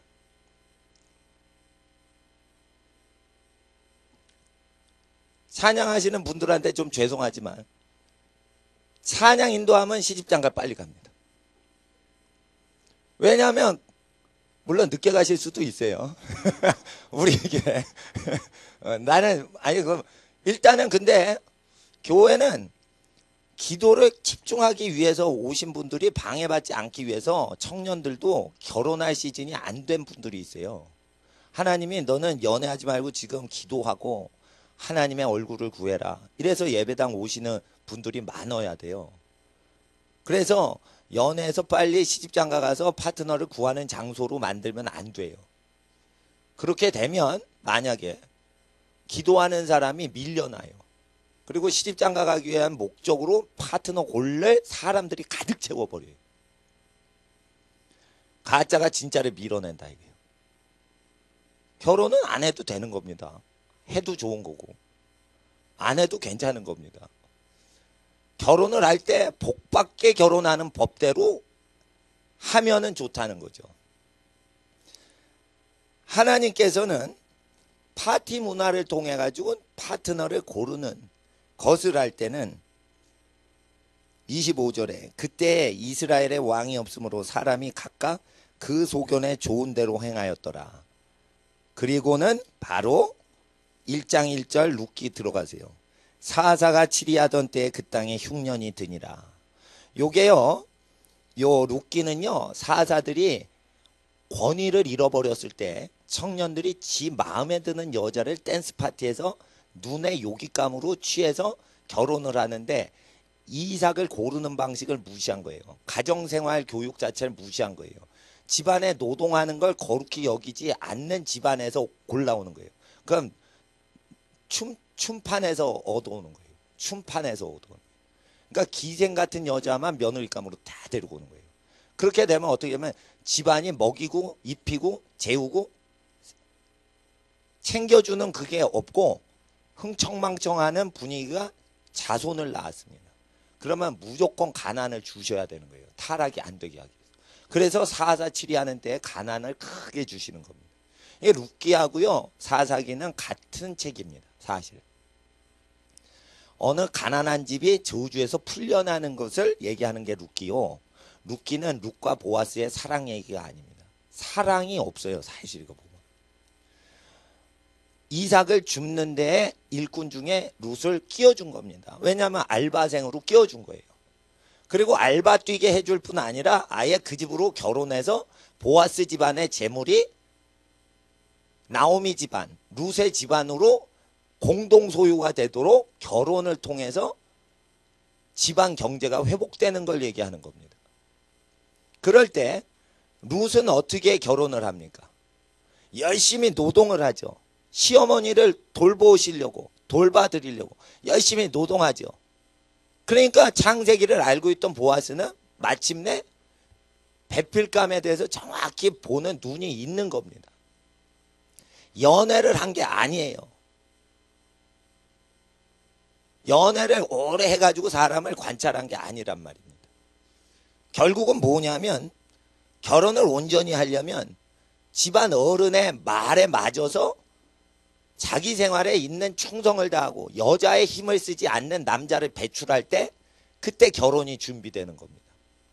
연애에 힘쓰면은 안 된다고 돼 있어요. 그 잠언서 31장을 이제 피시겠습니다. 31장에 현숙한 여인을 주로 다루지만 사실은 앞절이 더 중요한 겁니다. 31장 이건 모든 집안이 이건 공부해야 되는 거고 주님의 계명인 것입니다. 이 계명대로 청년들이 순종을 안 하면 자기 인생 자기가 책임져야 됩니다. 청년 시대에는 지금 저주를 선포하셨기 때문에 하나님께서 가난이 모든 청년한테 지금 내리고 있어요. 예언적으로 하나님의 영이 선포를 하셨기 때문에 가난의 모든 저주가 지금 싱글 청년 남녀에게 내리고 있는 겁니다. 난잡하게 살기 때문에 가난이 오는 겁니다. 부시는 이슬람하고의 전쟁, 과격 분자와의 전쟁 이러지 않고 두려움과의 전쟁이라고 선포했어요. 테러와의 전쟁. 테러는 미국 사람이 뭘 얘기하는 단어예요? 무서움이라는 거예요. 무서움과 전쟁하자. 그게 뭐냐면 부시가 무섭다는 거예요. 겁이 난다는 거예요. 미국인들이 겁난다는 거예요. 이슬람 사람 딱 보면 겁이 난다는 거예요. 그거를 중국 선교사님이 얘기를 하는데 미국 사람 큰 실수했다는 거예요.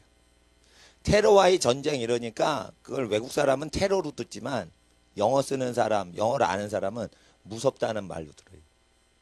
무서움과 전쟁하자. 무섭더라도 우리가 이기자. 이러고 있는 거예요. 그러니까 중국 사람이 미국 사람 무섭게 알잖아요. 지금. 그 폭탄 갖고 몇천 명 죽었다고 그걸 무서워하네. 중국 사람은 사람 막 죽어도 무서워하지 않거든. 중국 사람은 사람 몰살이 돼도 무서워하지 않거든. 근데 사람 2,000명 쌍둥이 빌딩 무너져서 딱 죽었거든요. 그러니까 막 무서워한다 이거예요. 겁쟁이라고 생각을 하는 거예요. 일단 외국 사람들이. 미국 사람 다 그렇게 무시한단 말이에요. 근데 실제 미국 사람 물어보면은 그 무서워해요. 무서워해요. 미국 사람 매너가 굉장히 좋아요. 왜 그런 줄 알아요? 총을 쏘기 때문에. 예의가 발라야 돼요. 총을 쏘기 때문에. 그러니까 외국 사람, 가난한 사람이 지나가도 함부로 못해요. 가난한 사람이 총 쏠까 봐. 제가 시커먼 파카를 뒤집어 쓰고 맨하탄 방거리를 딱 가죠. 건너오는 사람이 다 피해. 내가 깽인 줄 알고. 5리터 파카에 뭘 푹 뒤집어 쓰면 내가 목사인 줄 몰라요. 다 피해. 맨하탄 깽인 줄 알아. 깡패인 줄 알아. 예. 그게 험해요, 사회가. 그래서 이게 뭐 이렇게 총기 사고도 많고 그래서 그런데 일단 두려움과의 전쟁. 그런데 모세의 율법을 안 지키는 국가, 음란하게 자유연애하는 국가 이런 거는 두려움을 느끼게끔 하나님께서 허락하시기 때문에 미국은 하나님의 계명을 어기는 교회가 계속 운영되면 그 국가엔 계속 두려움이 오는 겁니다. 북한에는 룸사롱이 그렇게 많지 않습니다. 우상 숭배를 해서 그러지 저희 음란하지 않습니다. 문화가. 그러면은 북한 사람 보고 남한 사람이 쫄게끔 돼 있는 거예요. 북한 군사들은 음란질 하다가 입대하지 않습니다.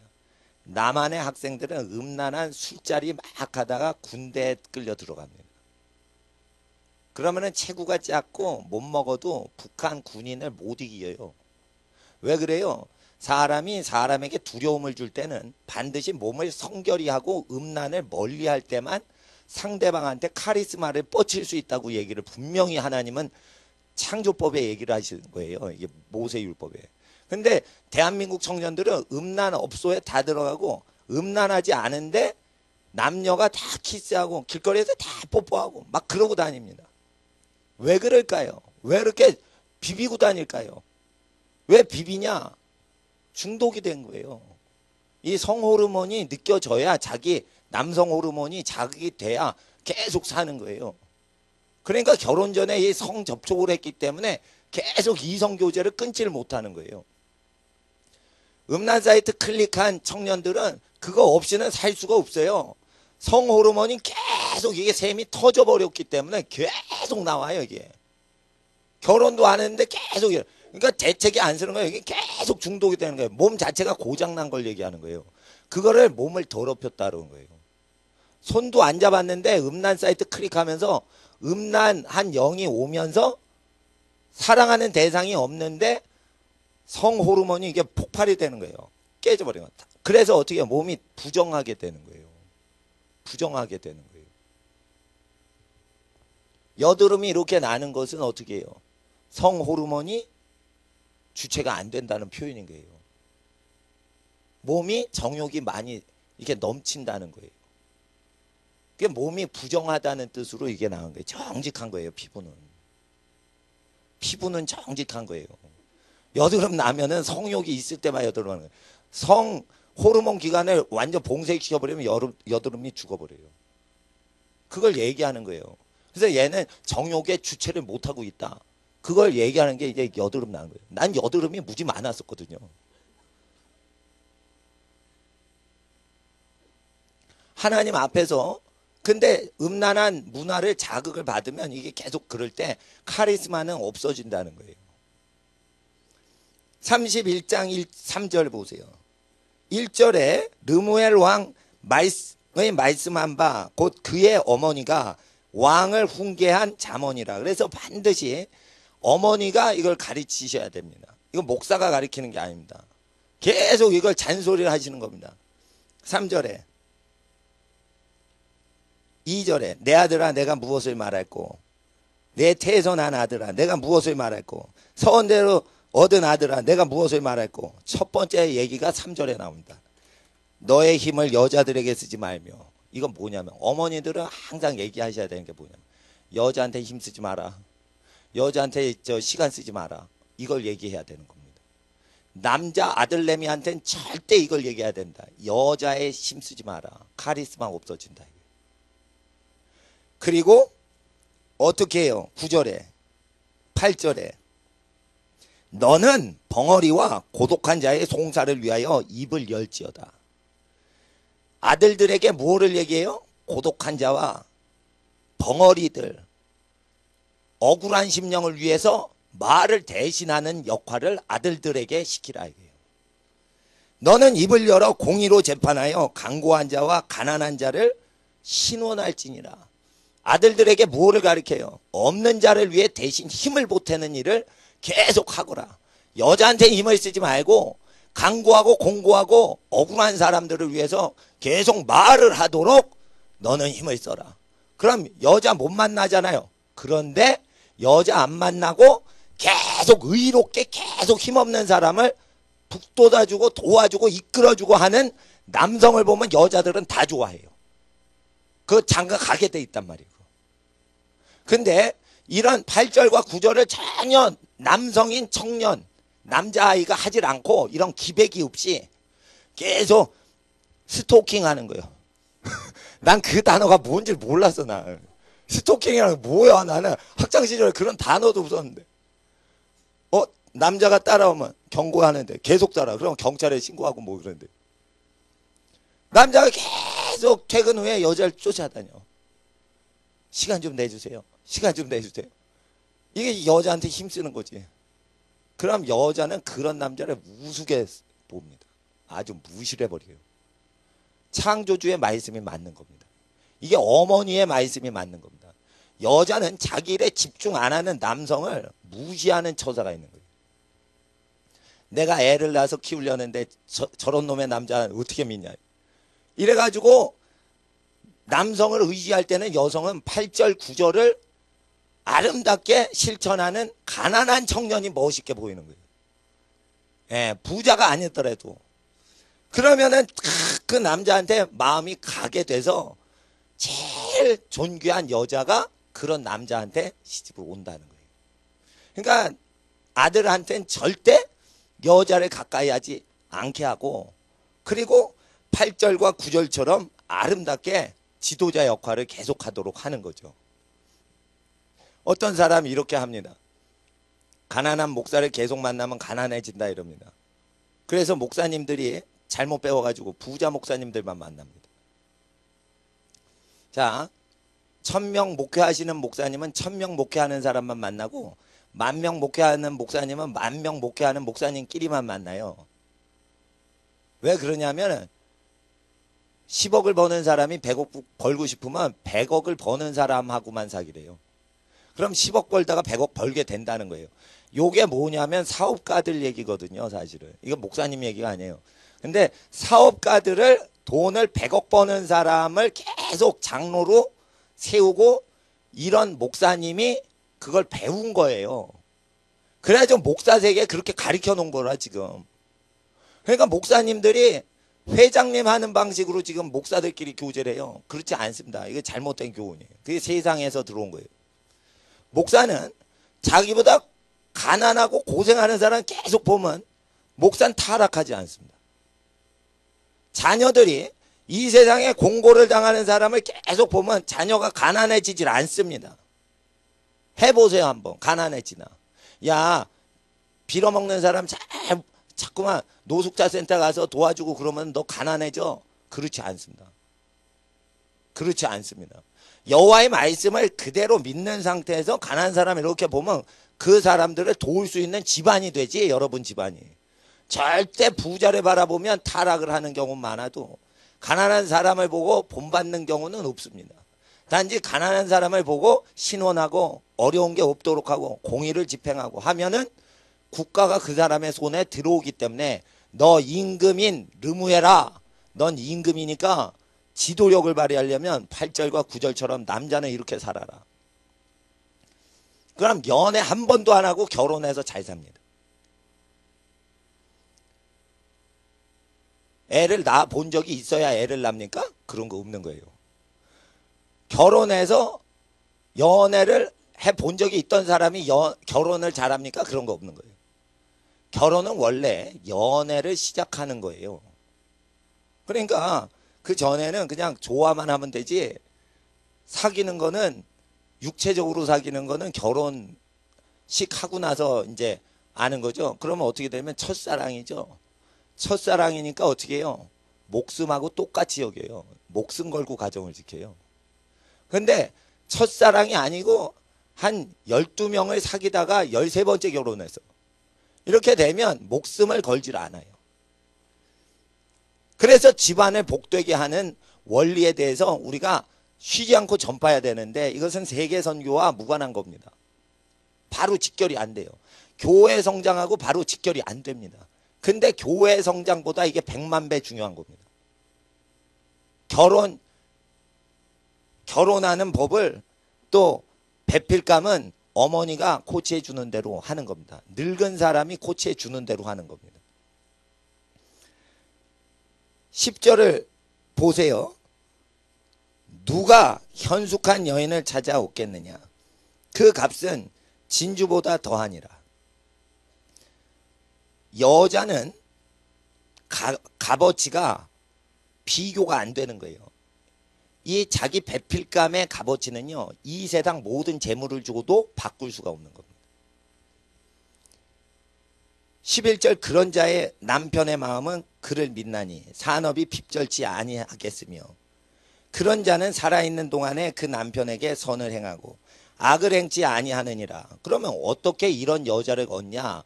그것은 이런 여자를 네가 아는 게 아니고 이건 결혼해서 이렇게 산다는 뜻이에요. 자 보세요. 이거 10절부터 현숙한 여인이 처녀 때 사는 모습이 안 나오죠. 이건 결혼해서 이렇게 산다는 거예요. 그럼 이거 발견을 할 수 없다는 거예요. 이거 잘 보세요. 이게 결혼해서 자식 어떻게 키우고 사는 모습만 얘기하지 처녀가 이렇게 생활한다라고 얘기하는 구절이 아니잖아요. 그러니까 총각들한테 아무리 이걸 가르쳐도 현숙한 여인을 구별을 할 수 있는 구절 자체가 안 되는 거예요. 미혼 상태를 얘기해야 되는데 미혼 상태를 얘기하는 건 리브가 상태를 얘기하는 거예요. 집안일을 그냥 하는 거예요. 낙타한테 먹이를 막 주고. 그럼 미물한테 먹이를 힘들게 주는 사람은 사람한테 오부지게 잘 먹인다는 거예요. 미물한테 이렇게 무의식적으로 그냥 신경 안 쓰고 무거운 양동이를 낙타야 먹어라 이러면서 확 갖다 주는데 짤딱한 여자가 큰 낙타를 먹어라 이러면서 탁 주고 너도 먹어라. 3번 낙타 먹어. 4번 낙타 먹어. 5번 낙타.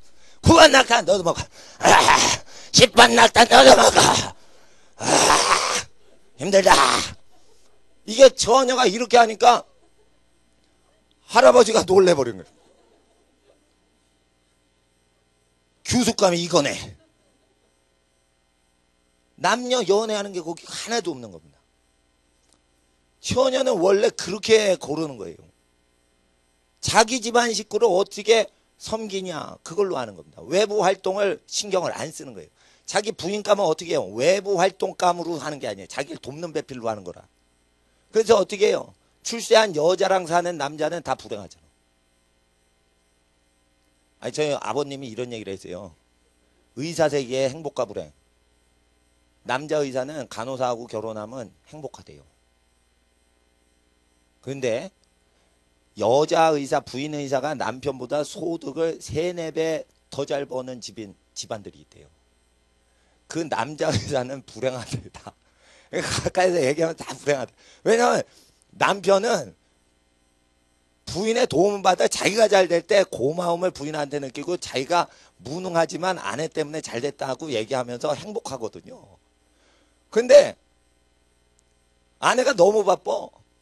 그리고 자기는 막 열심히 뛰는데 아내 10분의 1도 못 벌어. 이렇게 되면 남자 의사인데도요 우울증 걸린다는 거예요.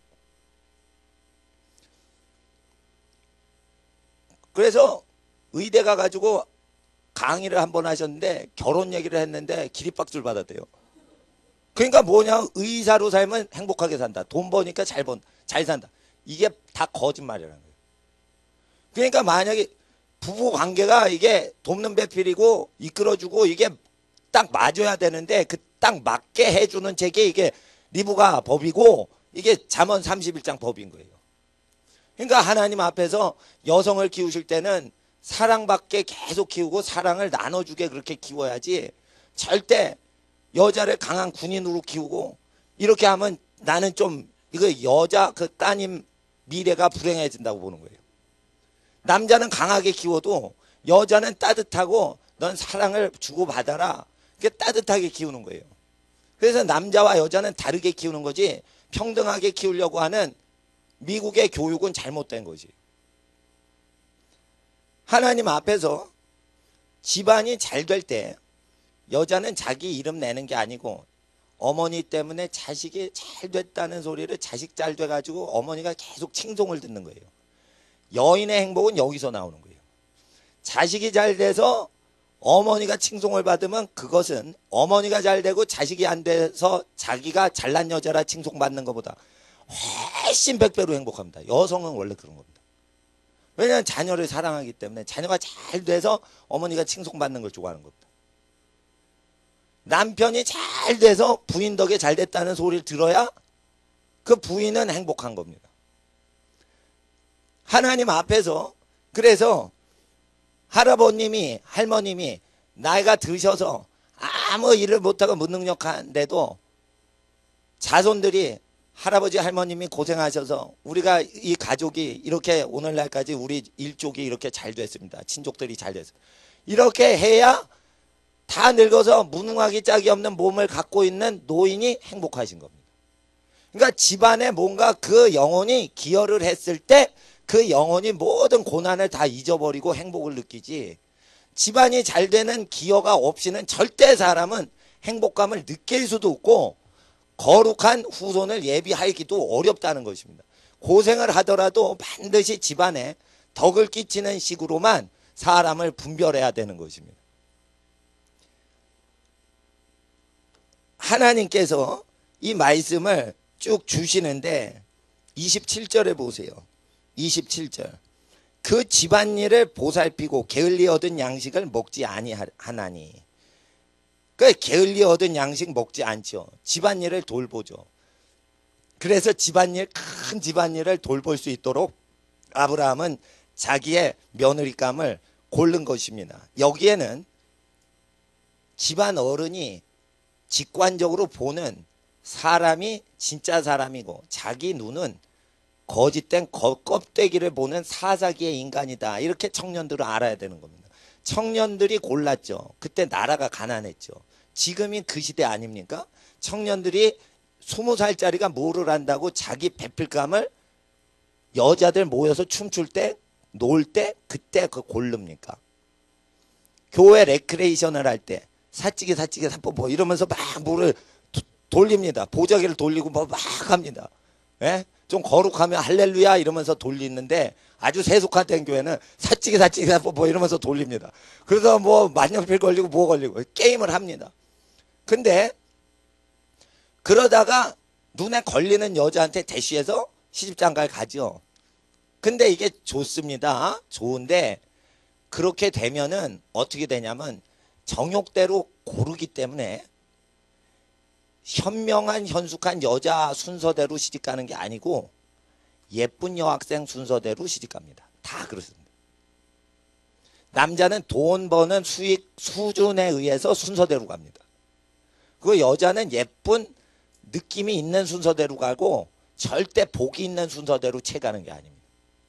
그래서 복이 있는 순서를 먼저 채가려고 르우멜 왕의 어머니가 왕인 아들한테 가리키는 것이요.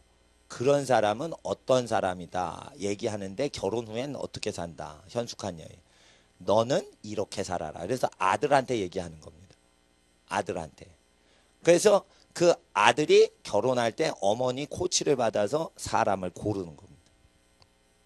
부모님 코치를 받아야 되고 우리 모든 부모들은 사람을 보는 눈을 다 가져야 되는데 하나님은 다 도와주십니다. 결혼할 때 하나님을 경외하는 집안은 그 배필을 고르는 눈을 다 역사해 주시고 도와주십니다. 썩은 생선은 시장에서 골라도 돼요. 안 먹으면 되니까. 사람 고를 때는 하나님이 음식 고른 것보다 더 완전하게 골라주십니다. 이 말씀을 알아야 돼요. 그러려면 집안일 자체를 더럽게 여기서는 안 됩니다. 그러면 더러운 집안에서 더러운 여자가 오는 겁니다. 집안일 자체를 더럽게 여기서는 안 됩니다. 그래서 집안일 하고 있는 사람한테 집안일만 하면서 뭐해? 이러면서 얘기를 하면 안 됩니다. 집안일이 최고 거룩한 겁니다. 노가다 뛰는 거거든. 고생하는 거거든. 아버님이 집안일을 안 해도 밖에 나가서 집안일이 돌아가게끔 소득을 벌어오시거나 무슨 활동을 하실 때 집안일이 잘 되도록 해서 돈 벌어오지 빨래하고 청소하고 설거지하고 이거와 무관하게 돈 버는 아버지는 없습니다. 그러니까 하나님께서는 이와 같이 기록된 말씀을 주신 겁니다. 죄송합니다. 시간이 너무 오버가 됐습니다. 창세기 6장을 잠깐 보세요.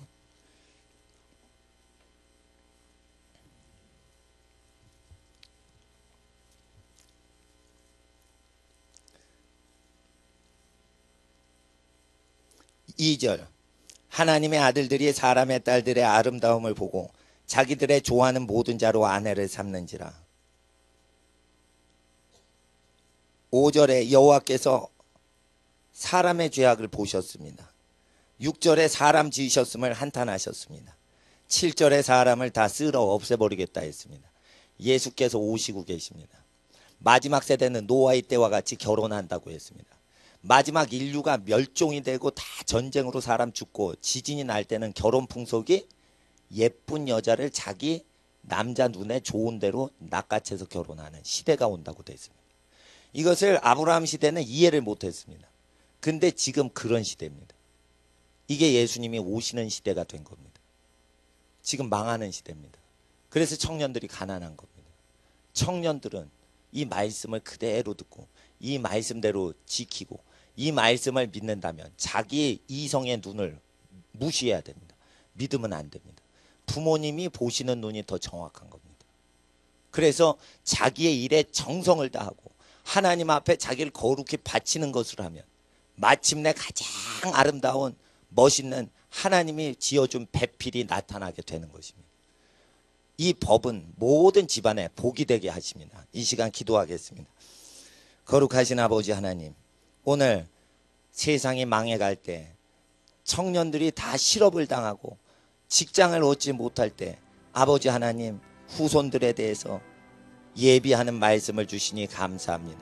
소돔 고모라 같은 시대를 지나 아브라함이 늙어 후손을 예비할 때 아버지 하나님 집안을 다스리는 사람을 온전히 맞이하라고 하신 기록된 말씀 우리가 마음속에 새깁니다. 집안일을 하는 것을 하찮게 여기는 세상 풍조가 집에 들어온 집안들이 대다수 많은 집에 들어왔습니다. 우리는 더러운 신데렐라를 믿고 룻기나 창세기의 리브가의 이야기를 믿지 않는 죄악을 범하며 교육을 시켰습니다. 룻기와 창세기를 버리고 신데렐라를 가리키는 악한 시대에 아버지 하나님 모든 시대에 모든 가정 복을 주시려고 여기 모든 가정 예비하셨사온즉 집안 자손 만대의 복을 예비케 하옵소서. 성결케 하옵소서. 잠언 말씀대로 살게 하옵소서. 우리가 이 시간 집안을 위해 다시 한번 기도할 때 주님 집안을 붙들어 주시옵소서. 주여, 우리 함께 예수님의 주여 이름 부르며 함께 집안을 위해 기도하겠습니다. 주여, 주여, 주여.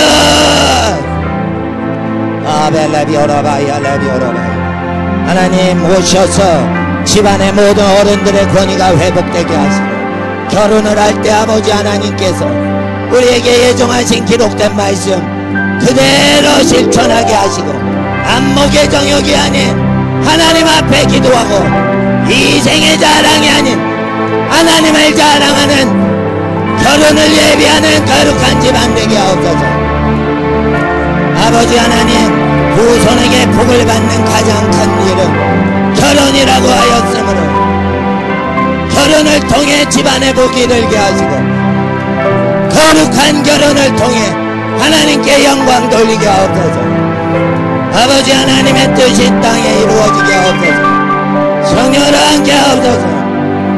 성령을 함께 하옵소서. 모든 집안에 부모의 권위 회복되게 하옵소서. 부모의 권위가 회복되게 하옵소서. 거룩하여지게 하옵소서. 거룩하여지게 하옵소서. 안목의 정욕이 떠나가게 하시고 육신의 정욕이 떠나가게 하옵소서. 아발라비 아라바 야라비 아라바 아발라비 올라비 아라바 야라비 아라바 사벨라비 올라비 아라바 야라비 아라바 하나님의 나라 임하소서. 아버지의 나라가 임하소서. 성령을 함께 하옵소서. 성령을 함께 하옵소서. 성령을 함께 하옵소서. 예수님 다시 오실 때가 될 때 인류가 망할 때에 사람이 결혼할 때 눈요기로 결혼한다 하셨으므로 아버지 우리가 거룩하게 살게 하옵소서. 거룩하게 살게 하옵소서. 거룩하게 살게 하옵소서. 거룩하게 살게 하옵소서. 거룩하게 살게 하옵소서. 거룩하게 살게 하옵소서. 존귀하게 살게 하옵소서. 존귀하게 살게 하옵소서. 아발라비 오라바 야라비 오라바 야라바 집안의 모든 일을 주장하여 주시옵소서. 아버지 하나님 이 시간 우리 하나님 나라의 모든 가정들 천국이 임하게 하옵소서. 하나님께서 땅에 살고 죽는 것 다음으로 가장 중요한 것으로 결혼을 가르쳐 주셨습니다. 살고 죽는 건 우리의 뜻이 아니나 결혼할 땐 사람 뜻이 들어가오니 하나님의 말씀대로 복을 잉태하는 집안 되게 하시고 부모님의 눈이 열어지게 하시고 자녀들의 정욕이 닫히게 하시고 하나님 앞에 기도로 결혼이 예비되게 하옵소서. 갓난아기 세대까지 구별된 결혼으로 준비되게 하옵소서. 아버지, 몸을 더럽히는 청년시대에 예수의 피를 마련하셨으므로 누구든지 예수 보혈을 의지하면 어떤 정욕이든 육체도 성결케 하심으로 이 시간 주의 보혈을 선포합니다. 주의 보혈이 회개하는 모든 청년들 영혼과 육체에 임하시고 하나님의 보혈로 완전하게 거룩하고 정결한 하나님의 젊은이들로 변화되게 하옵소서. 아버지 하나님, 이 땅에 악하고 음란한 문화를 대적하여 거룩한 집안을 일으키심으로 주여 여기 집안들의 기업을 일으키사 땅을 먹이시고 땅을 인도하여 주시옵소서. 이 시간 거룩하신 하나님께 우리의 마음과 뜻과 정성을 다하여 예물을 바치오니 이는 하나님을 섬기는 예물이요 하나님이 주신 모든 것에 감사함으로 주님께 바칩니다. 드리고 바친 모든 손길에 하늘의 복으로 함께 하시고 땅의 모든 곡식의 복으로 함께 하시고 물질의 모든 끊이지 않는 원천의 복으로 주여 함께하여 주시옵소서. 아버지 하나님, 일주일 살아가는 모든 발걸음과 손으로 행하는 모든 일과 만나는 모든 대화 가운데 하늘의 복으로 일주일을 주장하여 주시옵소서. 우리 주 예수님의 이름으로 하나님의 은혜와 성령님의 모든 교통하심과 그리스도의 모든 은혜가 함께 하시길 간절히 축원하오며 예수님의 이름으로 기도드립니다. 아멘. 우리 마지막으로 한 번 더 기도하겠습니다. 주여, 일주일 사는 동안 하나님의 은혜로 함께하여 주시옵소서. 주여 부르짖고 마지막으로 기도하겠습니다. 주여, 주여, 주여. 아버지 하나님, 일주일 살아가는 모든 삶 가운데 주여 함께하여 주시옵소서. 주여 함께하여 주시옵소서. 주여 함께하여 주시옵소서.